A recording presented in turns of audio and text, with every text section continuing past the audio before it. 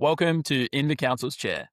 I'm Jack Needham, Associate Editor at the Daily Journal, and today we're talking about leadership during a time of change with Vid Prabhakaran, partner in charge of Davis Wright Tremaine's San Francisco office. We'll explore three major shifts reshaping the legal landscape: diversity, equity, and inclusion, the energy transition, and artificial intelligence. Let's dive in.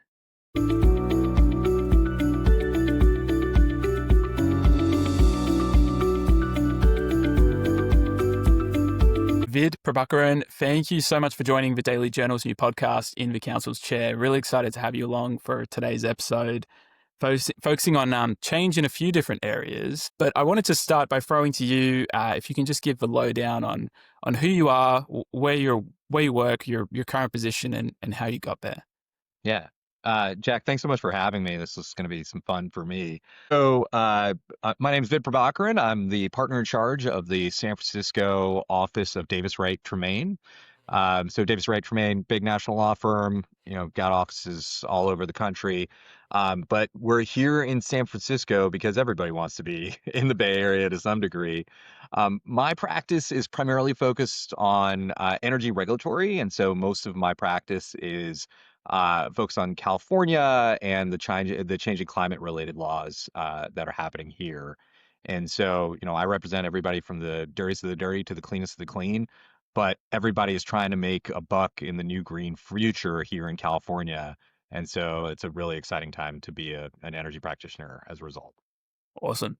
And before we dive into the substantive part, how did you end up in that practice area? Was there one key moment where you were like, this is it for me, or was it a gradual kind of progression? Yeah, so I fell into this practice sort of ass backwards. So I went to law school assuming that I wanted to do something in government and politics. I was a political science major in college, was working on campaigns and thought campaigns were the coolest thing for me. And I noticed that everybody who ran campaigns was a lawyer or an ex-lawyer at least. So I was like, all right, I got to go get that shit before I go work on campaigns for the rest of my life. Um, Decided to go to law school in DC. I went to Georgetown because I was like, all right, I'll be right in the middle in the mecca of it all. And found myself quickly realizing I really like administrative law. It is government related, but that's kind of all I knew. And so I tried a bunch of different types of areas of the law out during law school. Um, Found myself at a firm that focused on telecom law as my summer gig in DC, Kelly Dry and Warren, and really enjoyed it. And what I realized is that I liked this confluence of new technologies running up against well-meaning laws with like a dollop of politics on top. And like, that's my jam. And so found myself in DC realizing I don't want to stay in DC. Everybody who's in DC is either a lawyer or a lobbyist, and I wanted a broader community than that.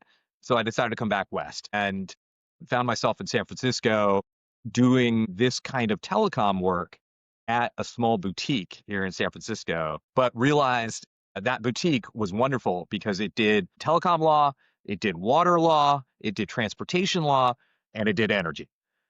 And so all of the same reasons I liked telecom applied directly to energy and actually applied to transportation, which is about a quarter of the work I do these days as well. But it's this, all these new renewable technologies running up against laws that were originally aimed at oil and gas and now sort of legacy renewables, all with the sort of dollop of green climate change politics on top of that. That's my life now. And I wouldn't want it another way. But as you can see, I just kind of like fell backwards into it. I'm not one of those people, while I believe that climate change is an existential crisis, I'm not one of those people that entered the law because I wanted to fight climate change. Like, that's not actually how I came into this role. And so it's kind of fun. It's definitely a different path than most of the folks who do this stuff. Yeah, I love it. You're actually the second person I've spoken to this week who has that sort of political and legal intersection. So, just to contextualize, obviously there's been like a huge amount of change in this space, particularly in California in the last decade, 2 decades. What year was it when you sort of became super active in this practice area? Like, paint the picture for us. What was going on policy wise, just briefly? Yeah. So I moved out here. It was about 2007, and at that point, renewables were a thing in California. I mean, we were focused on getting to a green future. We were focused on 50% renewables by 2050. And Governor Brown was campaigning on that, and he was focused on that as a campaign issue. And so there was just increasing activity in the space as a result of that. And pretty much every statewide politician realized that this was a way to do good and make a name for themselves at the same time. And so there were just a bevy of legislation aimed at greening the economy here in California. And so it was easy, frankly, to jump into that because there was just so much activity going on. And so I got lucky in that I was part of like the first generation of associates who got to benefit from that. There were a bunch of senior folks who'd been energy lawyers forever. Most of those folks have now largely retired, but they were like rate making experts and economic focused energy lawyers. And we were kind of the first generation of lawyers coming in who also had that sort of political element that I'm talking about. And so that was great fun for us because we brought that element into the practice of law. So as much as I have to be good on the facts and good on the law, I also have to be good on the politics. And so that's a fun aspect of what I get to do now. Awesome. We'll turn back to the energy practice area and what's been happening since then in a second. But just to really paint the picture for everyone, I wanted you to describe your current leadership role in the firm and Yeah. how long you've been in that position, and if there was any sort of progression of steps that led to that. Yeah, so I've held a number of different roles at the firm. So I have, kind of right now I'm the partner in charge of the San Francisco office. Before that, I was the practice group chair for the energy group nationwide. I've held a couple of other different roles, being on the share committee, being on the diversity committee, and also not part of the firm's AI committee. And so, the sort of universal theme and trend line of that is a lot of the things that are in flux for firms today, I've had to participate in and be sort of at the forefront of, whether it's compensation structures, whether it's DEI, whether it's energy, whether it's AI. All of that is sort of been very much a part of my practice. Yeah, great. And influx is a great way to describe it. And it's one of the reasons I was really keen to get you on the show, talking about how you're approaching DEI, how you're approaching the energy transition, and also how you're approaching AI, which are obviously three huge areas of change for various different reasons right now in America and elsewhere. Starting with DEI, it's apparent to me, like in a time where for many people it's become like a dirty term. It's the thing that cannot Yeah, be it's under attack. I mean, the very words, using the letters DEI gets an immediate reaction now, right? And it was meant to be apolitical. Like it's never been about politics. It's been about people and it's been about inclusion. But yet, here we are. obviously the current administration at federal level has had a huge impact on the way that companies in general, but also law firms are approaching this. What have the conversations been internally for you guys in the San Francisco office about how you're approaching this? Yeah, and it's not just in the San Francisco office. Honestly, it's really our firm-wide approach to DEI. I mean, look, DEI for us, it's fundamentally, it has never been anything other than focusing on fostering a culture where any talented professional can succeed. The point is that every professional at Davis Wright Tremaine should see a path to success. And that's what DEI has always been aimed at. And so we're just continuing to focus on that. If you want to be successful at Davis Wright Tremaine, we want to make sure that you have that path to success. And so really a lot of it is honestly just blocking the noise that's coming out in all of the attacks and just continuing to focus on that core mission of you have talent. We want to make sure you're successful here. And that's putting aside all of the other noise. That's what being a part of the DEI mission at our firm, that inclusion mission, it's about making sure that talented people are successful. And so like that's really the challenge of the last year has been blocking out the noise associated with attacks on that set of professionals who are aiming for that goal and instead on just focusing on the goal. And so, unfortunately, what it has meant in the last year is been doing a fair amount to frankly double down on what we are doing, but at the same time, sort of protecting the professionals from the attacks that they are not, that they don't deserve, and allowing them to do the job that we want and need them to do from an organizational perspective, which is to ensure that talented people succeed here. And so that's really been the way that we have tried to frame it for our folks. Yeah, and when you say protecting professionals, is that an external client-based thing, like in terms of representative matters, or is that protecting your own people inside Davis Wright Tremaine? Yeah, it's been both. So we do have an excellent set of practitioners at the firm who are focused on helping our clients navigate their own DEI missions and whatever their inclusion goals are, making sure that they can withstand external attacks to their processes and their programs. So we do have that, and we have built that, and it's a healthy practice at our firm run by a woman named Vicky Slade up in Seattle. But internally for us, it's also been girding our very talented professionals who have been focusing on this inclusion focused goal for us forever, making sure that they aren't one, that they feel fully supported by the firm and that they can withstand the external attacks to their very existence, right? And like that's, I mean, that's it's hard. It's hard to be someone who is, in our DEI department and facing this external attacks on your very existence as a profession, right? When all you're trying to do, fundamentally, all that you're trying to do is ensure that talented people are successful. And so, like that, it's just that disconnect is something that we have to protect against, right? And ensure that like these folks know that we have their backs as they push forward an organizationally critical function.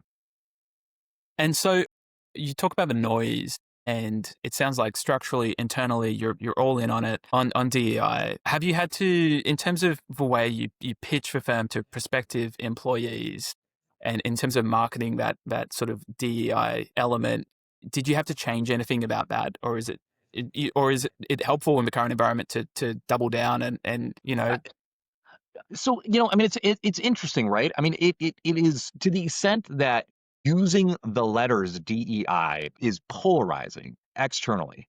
Yeah, there might be a little bit of we don't want the polarization around those letters to impact the actual impact of the work that we are doing.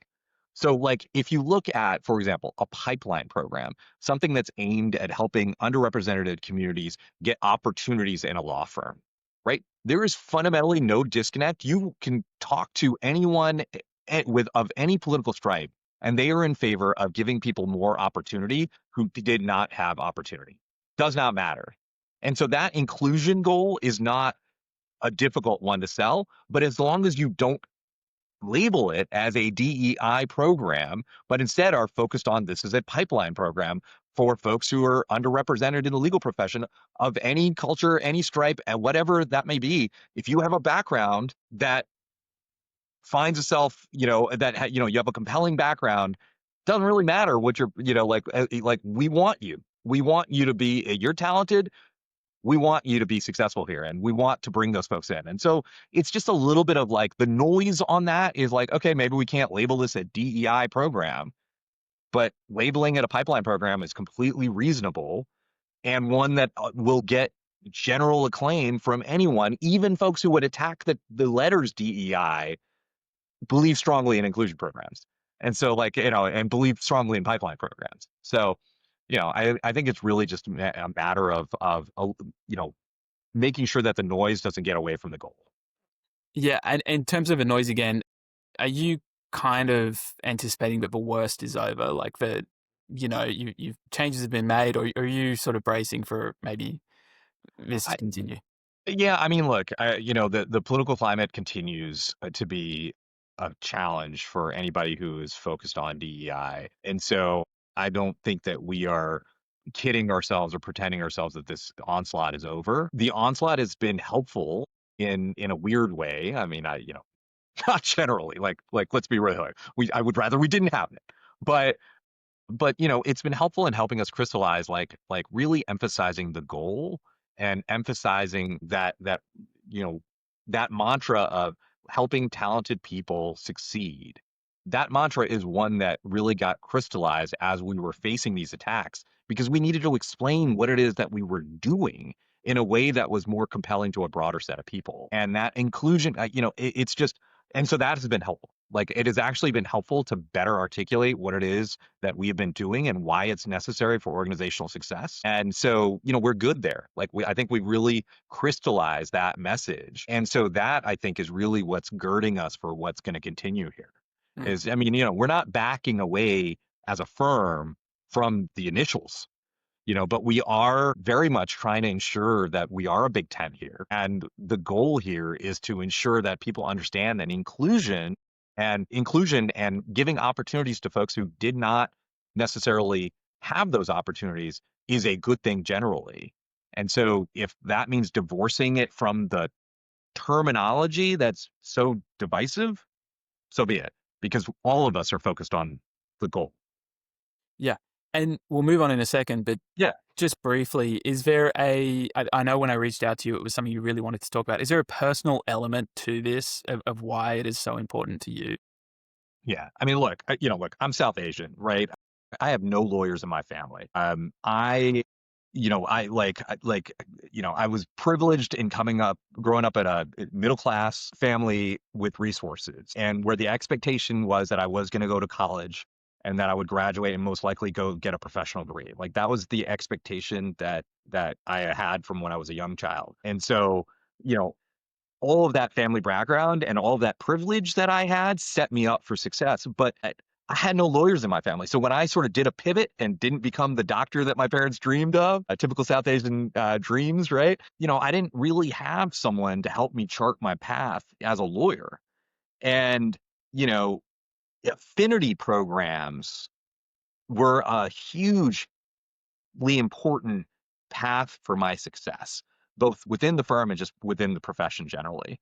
And so having access to things like minority bar associations, like the South Asian Bar Association, for me, that was a critical set of mentors that have helped me navigate be what it is to be a lawyer. And that started, frankly, even in law school with like the South Asian Law Students Association and the Asian Pacific American Legal Law Students Association, PALSA, at Georgetown, like all of those settings where I could feel comfortable with acknowledging that I knew nothing and getting help and guidance from folks who may have been in similar circumstances and now had a little bit of knowledge and that they could pass along to me was critically important to my path to success. And so I want to be able to offer that in my current role. And so it is deeply personal to me because I want to see talented people, who I had more privilege than most.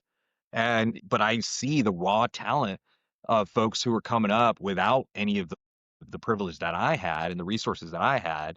And I want to damn well make sure that they can make it here and succeed here and succeed in the profession more broadly. And so, whether we're calling that DEI or whether we're calling that pipeline or whether we're calling that talent success programs, I don't care. I just want to make sure that lifeline for underprivileged and underrepresented communities continues to exist, whatever form that is. All right, great. Thanks, Yeah. Vid.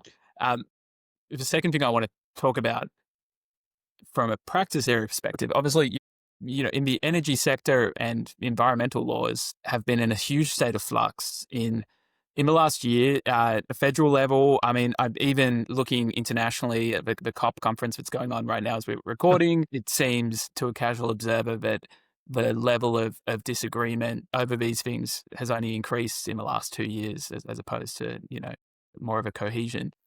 From your client's perspective, and thinking about the conversations you're having with clients right now and noting that they, like you said, they're on both ends of the spectrum. Absolutely. What are the biggest issues that are in flux right now? What are you having conversations about? So, in the absence of the federal government imposing sort of blanket requirements and rules and a general direction for the country, you're finding the states taking the lead, and California in particular being one of the primary venues for those for legislation and rules and regulation. that are imposing requirements that basically, if you're going to play in the biggest, economic background, the biggest economy, the biggest state economy in the United States, you basically are going to comply with that, nationwide, possibly worldwide, in order to access this market.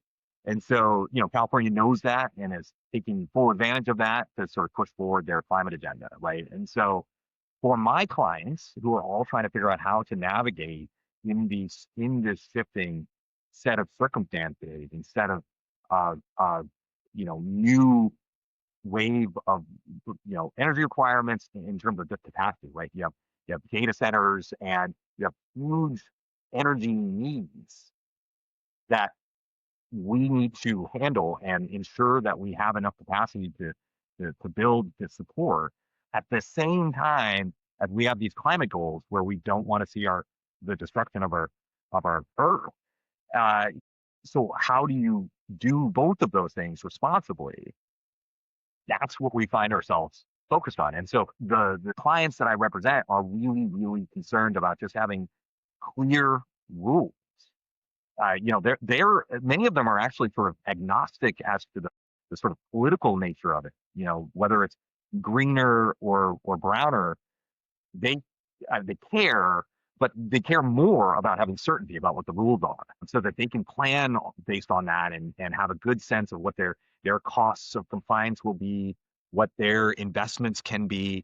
In some cases, some of them want to be perceived as climate leaders. And so, okay, in order to do that, what are my goals going to be? If the state's mandates are at a certain level and we want to be much higher than that, great.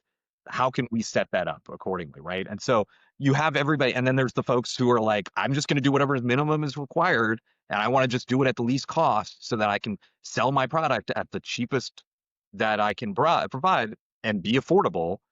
That's a completely valid and reasonable goal too. So it's really more about certainty than anything else. And the current environment is not being helpful to establish certainty for my clients. And so that's the biggest challenge that I'm helping them navigate, is that they are in a very uncertain state where their needs are clear. There's huge energy needs, especially, like I said, with data centers being such an energy intensive arena that we need to solve for. And so, like, that's the beauty of everything that's going on, and the challenge of it. And frankly, the great fun that I have on my day to day is helping my clients navigate all of this crazy thicket that we find ourselves in. Yeah, I have two questions based on that. First, you mentioned the California effect, California legislating and everyone else adapting. Do you think in this current federal administration, the pendulum has been swinging away from California's ability to do that? I feel like that California effect has potentially been lessened or weakened. Is that the industry sense as well? Yeah, I mean, look, absolutely, right? Like there are many examples right now of the federal government coming in and unwinding things that California had sort of stepped out and tried to set as a standard. But honestly, I don't think it's going to stop California from trying. And so, if these things get caught in the courts, who knows how long those cases will go and how long things will drag out. And in the meantime, if society is just sort of accepting these changes in the meantime, it sort of moots some of these cases. And frankly, we're also just seeing a lot of companies voluntarily decide that it's the right thing to do, to be climate leaders, and actively pursuing their own sort of climate agendas that have nothing to do with federal mandates. And then on top, and partly because their customers are demanding it. And then on top of all of that, there's also just the economics of being renewable. It's getting cheaper. And so it's just one of those things. And the externalities of carbon are starting to be added into the costs. And so, like, if using, fossil fuel is getting more expensive and using a renewable is getting cheaper, at some point, the costs just make sense to go greener. And frankly, we're seeing some of that with electric vehicles right now, right? Like, they're like, people are getting electric vehicles because they like to drive, and it's just more fun to be able to go from 0 to 60 like that right? And drive an electric vehicle and like feel that rush. It's just more fun. And so for that reason alone, it's cool to have an electric vehicle. Forget the climate benefits, right? So like that, those things are real and tangible, and like the same is true from my view with greener technologies. It's like, gee, like having a solar panel on your roof and having your electric bill go down because you're using solar power. You're just going to do that Mm. as it becomes more available and accessible to you. So like those are the kind of things that I just think are naturally going to occur. Yeah. Okay. Real quick, because you mentioned data centers, Yeah. and it seemed like my question to you is, how much of a wild card are data centers in terms of the energy space, the energy question? How many things are unresolved? What do we need to figure out in this Oh space? man, so much. That's a entirely too large question. We'd have an entire podcast just on that question alone. I'm sure we could. But I mean, very simply, it is a hugely impactful area that has to be focused on. In building a data center, the single biggest threshold item is how you're going to get your energy. And while a lot of those solutions can be built behind the meter, if the states allow for that, sizing of systems is a problem. And so if, in some states, like in California, you have difficulty sizing a system over a certain threshold, which may not be sufficient for a data center of a certain size. And so that presents a real challenge, and interconnection and all of those things, and ultimately impacts on other ratepayers associated with these data centers coming in. That's all got to be solved for. The good news is that we always seem to forget that technology improves over time and becomes more energy efficient and less costly. And so there is also an arc here to consider, which is that these data centers themselves will become more energy efficient. We're in the first iterations of these very intensive technologies. As each year progresses, Occam's razor is going to occur, and these things are going to become more efficient and hopefully less impactful on the grid. And that'll be a good thing. And that's, like that's also very much true.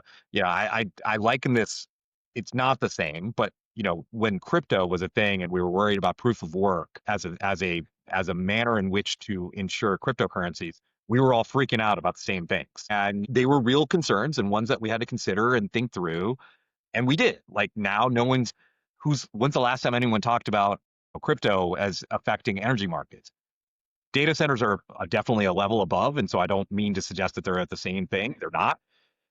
But it's similar in that I do have hope and optimism that the technology won't. Okay.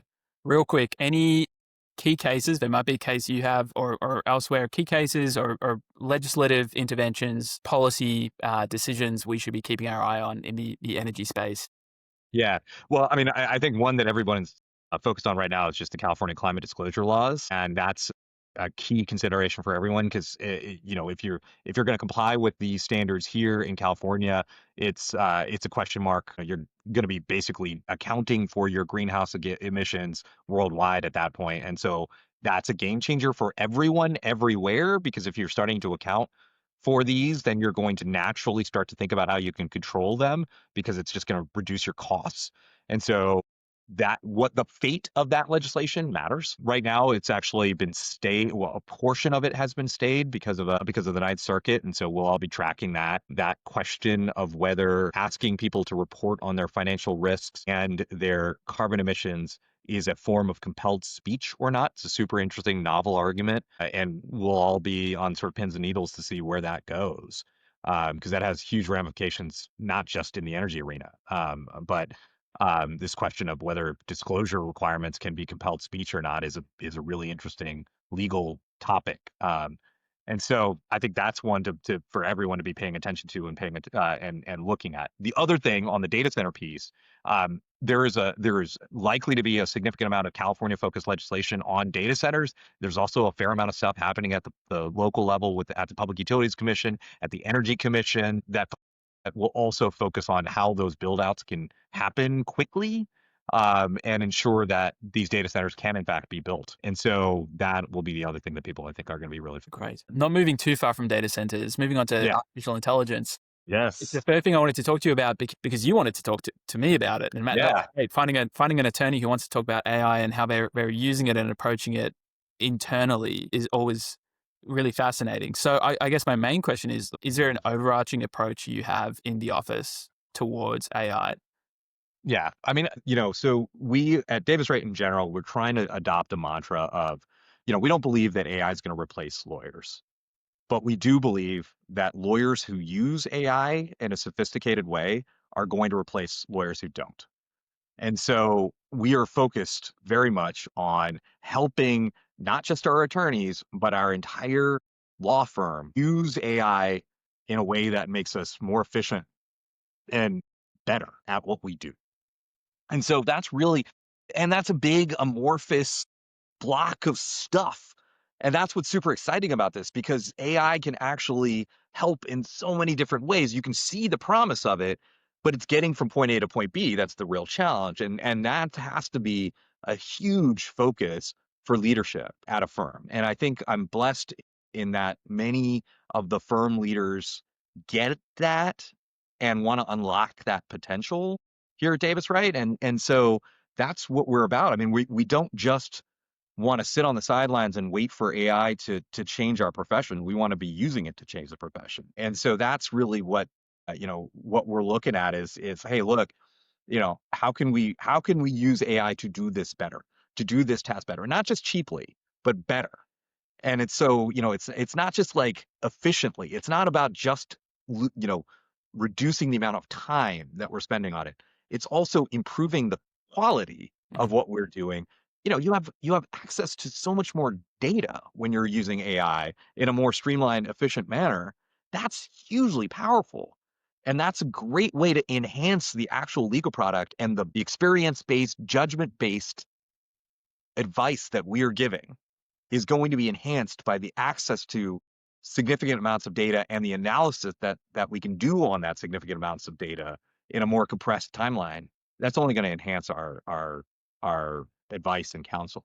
Mhm. And so like that's the power of this. And so how do we unlock this? How do we unlock the tools that are going to give us that? How are we going to make sure that we are not just relying on it, but we are double checking it, ensuring that hallucinations don't happen, and making sure that we are, have a healthy respect for it, but also, healthy criticism of it too, so that we are ensuring that we're giving real legal advice.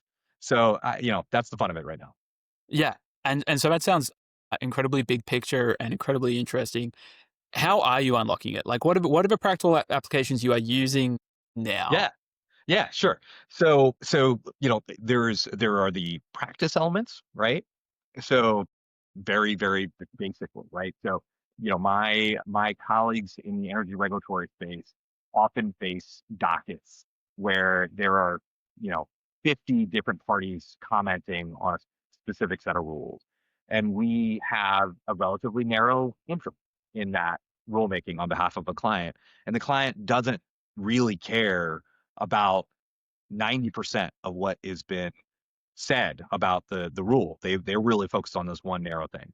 Well, just as we have had forever with respect to discovery, we've been able to use AI to hone in on specific keywords in emails and be able to pull that up. Like this is not rocket science. But to be able to use that same kind of technology in pulling out the relevant facts and relevant information from a set of docket comments is a really valuable thing, right? And so we're using it in that way to bring value to our clients. We, like in our own sort of human reductions and summaries of these comments, we're all human. Like you're reading through 50 different sets of comments, you get tired, you miss stuff. Robots don't. And so, the robot's going to pull that out. It doesn't have the judgment to tell you whether it's actually relevant or not, but it's going to pull it out. And then, allowing my incredibly talented associates to not do the drudgery of trying to find each of those needles, but instead to be presented with a set of needles and deciding which of these needles are the most relevant for my client. That's a much better use of their time. And they're much more effective at it. And so like that's an example of it, of how we are using it right now. It allows us to take this obscene amount of data and actually analyze it in a more useful manner for our clients. Yeah. So that's one. You touched on something interesting there, because the one counter to all of that I often hear in different discussions with different firms is that associates doing all of that drudgery is really important and foundational to their future success as an attorney. Uh, What's your take on that? Like, as some, I think they're full of it. So what that means is that it's really important for them to bill a whole lot of hours so that they can show full utilization and make money for the firm. Like, that's what that means. That does not benefit our clients. That doesn't even benefit our sort of models of future lawyering. Future lawyering is going to be about the value that we're producing for our client. And so our fee structures are going to be based around the value that we're providing as opposed to the number of hours that we're spending. Mhm. And so if I can show the same amount of value to my client, and frankly, more value to my client because I'm using AI and doing it in a faster way, then yeah, you know what? My billing rate might look like a fixed fee. And my fixed fee might actually be higher because I'm providing more value than the amount of time time-based, sale that I'm making. The fact that I had to use 100 associate hours and, bill somebody $50,000, making up numbers here. There's no reality to any of that. But, I'm charging somebody $50,000 to give them this product that I now am providing you with a better product that's more useful to you half the time. The client's going to say, fine, you want to charge me more for that, but it's more useful? Great. I don't care that you spent less time on it. I care that the product is more useful to me. Mm. That's, it's fundamentally AI is going to, if we are able to do it right and we're able to create those kind of outcomes, it's going to necessitate the creation of alternative fees, and it will fundamentally change the structure of lawyering. And so I do think law firms that can't see that vision and don't recognize that existential threat to the business model, to the hourly business model that this creates, if we're not looking at that, we're going to be left behind. And so, that's what is the great fun of this is like, you asked me for a super tangible example, and I gave you one, where, yes, it's going to reduce the amount of hours that the attorneys at my firm are spending on that task. But if I'm able to convince my client before I embark on this that, you know what, you don't care how many hours I spend on this. You care that this is worth this piece of information and analysis that I'm providing for you is worth X dollars, and that's what I'm going to charge you. If I can convince the client that that's the way it should be, we're in a great position. And I think most of my clients are comfortable with that and confident on it. Yeah. When does that happen? When does the billable hour die? What is Yeah. your prediction? So I mean, I think I think we've been sort of slowly seeing that death over time anyway. A lot of our biggest clients have been moving to alternative fee models already with the idea that it's value-based pricing. And so frankly, those are the clients that are most incentivizing us to use AI in meaningful ways to service them. We're able to service much more volume of work for them by virtue of utilizing technologies, right? And so they're all for it because they're moving more and more to fixed fees. So I think it's some of it's going to be client driven. The clients themselves utilize AI within their own systems and processes and realize the values are similarly set in that way, and then they turn around and ask us to price things differently with the use of AI. We will do so. And in doing so, that's what's going to kill the billable hour. I don't have a gosh, in 3 years we're all going to be completely I don't know that because there's going to be holdouts, and as long as there are holdouts, there are going to be firms that continue to use the billable hour model. All of our systems are built on billable hour models. Our compensation systems, everything about it is built on the billable hour model. So it's not like it's just you can't just snap and change it overnight. But if you're not actively thinking about what that looks like, you're in bad shape. The AI thing in particular, but also the two other topics we've talked about.